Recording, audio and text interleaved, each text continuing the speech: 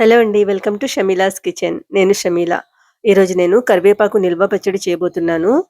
ఈ పచ్చడి ఎక్కువ రోజులు నిల్వ ఉండడానికి కొలతలతో ఎలా చేయాలి అనేది చూపించబోతున్నాను ఈ వీడియోలో. రుచి అయితే చాలా బావుంటుందండి. ఒక బాటిల్‌లో స్టోర్ చేసుకొని ఉంచుకుంటే 3 నెలల వరకు పాడవకుండా ఉంటుంది ఈ పచ్చడి. అయితే దీన్ని ఎలా చేయాలో ప్రాసెస్‌ని స్టార్ట్ చేసేద్దాం. దీనికోసం కరివేపాకు తీసుకున్నానండి. నీట్‌గా వాష్ చేసి ఇట్లా ఎండబెట్టి తీసుకున్నాను. ఆరిన తర్వాత తడైతే అస్సలు ఉండకూడదు కరివేపాకులో. తడి ఉంటే పచ్చడి పాడైపోతుంది.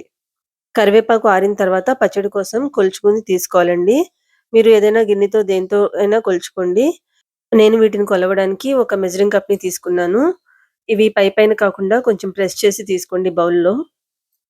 నాకైతే 3 కప్పుల దాకా వచ్చిందండి ఈ కరివేపాకు. ఈ లెక్క ప్రకారం మీకు పచ్చడి ఎలా చేయాలో చూపించబోతున్నాను. నెక్స్ట్ ఒక పాన్‌లో ఆయిల్ వేసుకున్నాను. ఆయిల్ కొంచెం వేడైన తర్వాత మనం కొలుచుకున్న కరివేపాకుని ఇందులో వేసుకోవాలి. ఈ కరివేపాకుని ఇందులో వేసుకొని బాగా ఫ్రై చేసుకోవాలి. ఆకులన్నీ కూడా బాగా క్రిస్పీగా అయ్యే వరకు ఫ్రై చేసుకోవాలండి. స్టవ్ ఫ్లేమ్‌ని హైలో కాకుండా మీడియం ఫ్లేమ్‌లో పెట్టుకొని ఫ్రై చేసుకోండి. ఇలా ఫ్రై చేసుకున్న ఆకుల్ని ఒక పళ్ళెంలో వేసుకొని చల్లారడానికి పెట్టుకున్నాను.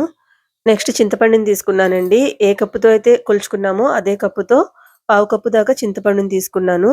చింతపండుని ఒక గిన్నెలో వేసుకొని, ఒక గ్లాస్ దాకా వాటర్ వేసుకొని, పక్క స్టవ్ మీద కుక్ అవ్వడానికి పెట్టేసానండి.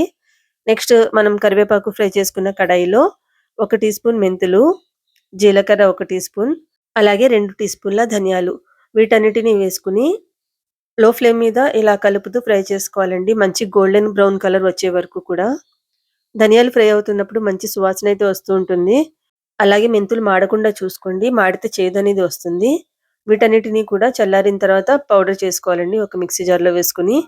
చూసారా? ఇలా స్మూత్‌గా పౌడర్ చేసుకున్న తర్వాత అందులో కరివేపాకును కూడా యాడ్ చేస్తున్నానండి. ఫ్రై చేసినప్పటికంటే కూడా చల్లారిన తర్వాత కరివేపాకు క్రిస్పీగా అవుతుంది. ఈ కరివేపాకు మొత్తం మిక్సీ జార్‌లో యాడ్ చేసిన తర్వాత చింతపండు కుక్ చేసుకున్నాం కదండీ! కొంచెం వాటర్ వేసుకొని, ఆ చింతపండు గుజ్జును కూడా ఇందులో యాడ్ చేస్తున్నాను. నెక్స్ట్ సాల్ట్ వేసుకోవాలండి. దేనితో అయితే కొలిచి జీలకర్ర అవి వేసుకున్నామో దాంతోటే 1 టీ స్పూన్ వేస్తున్నాను. కావాలంటే తర్వాత టేస్ట్ చూసి యాడ్ చేసుకోవచ్చు. నెక్స్ట్ కొంచెం బెల్లంని కూడా యాడ్ చేస్తున్నానండి. ఇష్టముంటే వేసుకోండి. లేదంటే లేదు. కానీ బెల్లం వేసుకుంటే టేస్ట్ అయితే చాలా బావుంటుంది. నెక్స్ట్ కారం వేసుకుంటున్నాను. కరివేపాకు అది కొలుచుకున్నాం కదా! మెజరింగ్ బౌల్ అదే బౌల్ తోటి సగం కప్పు దాకా వేసుకుంటున్నాను. ఇవన్నీ కూడా పేస్ట్ చేసుకోవాలండి. వాటర్ యాడ్ చేయనవసరం లేదు. చింతపండు గుజ్జులో ఉన్న వాటర్ అయితే సరిపోతుంది. ఒకవేళ యాడ్ చేయాలి అనుకుంటే వేడి చేసి చల్లార్చిన వాటర్‌ని యాడ్ చేసుకోండి. ఇంకా చివరగా తాలింపయితే వేసుకుంటున్నాను. దీనికోసం 1 కప్పు ఆయిల్ వేసుకున్నాను ఒక కడాయిలో. నెక్స్ట్ వెల్లుల్లిపాయలండి. వెల్లుల్లిపాయలు కొంచెం చితగ్గొట్టి వేసుకోండి. పచ్చి శనగపప్పు, సాయి మినపప్పు, కొన్ని మెంతులు, జీలకర్ర. అలాగే ఒక 10 వరకు ఎండుమిరపకాయలు, కొంచెం కరివేపాకు. ఇవన్నీ కూడా ఫ్రై చేసుకుంటున్నాను. తాలింపు కోసం వేరుశనగ నూనె గాని, నువ్వుల నూనె గాని వేసుకోండి. చాలా బావుంటుంది. ఫ్రెండ్స్ మీకు ఈ వీడియో నచ్చితే తప్పకుండా నా ఛానల్ షమీలాస్ కిచెన్‌ని సబ్స్క్రైబ్ చేసుకోండి. ఇంకా నా వీడియోని లైక్ చేయకపోతే లైక్ చేయండి. చివరగా నేను కొంచెం ఇంగువని కూడా యాడ్ చేశాను. దీనివల్ల ఫ్లేవర్ అయితే చాలా బావుంటుంది. ఇష్టం లేదు అనుకుంటే టేస్ట్ స్కిప్ అయినా చేయొచ్చు.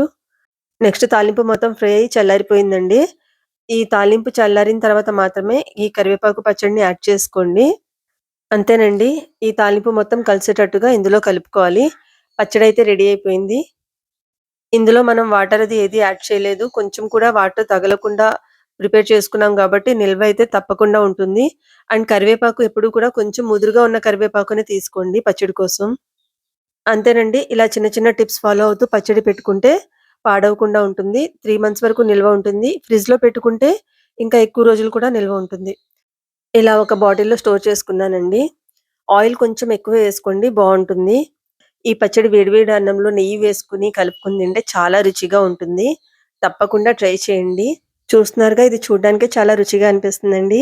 అలాగే ఇది రైస్, టిఫిన్ ఎందులోకైనా కూడా చాలా బావుంటుంది. ఫ్రెండ్స్ మీకు ఇలాంటి మరిన్ని వీడియోస్ కావాలి అనుకుంటే నా ఛానల్ షమీలాస్ కిచెన్‌ని తప్పకుండా సబ్స్క్రైబ్ చేసుకోండి. వీడియో నచ్చితే లైక్ చేయండి. అలాగే మీ ఫ్రెండ్స్ అండ్ ఫ్యామిలీ మెంబర్స్‌కి షేర్ చేయండి.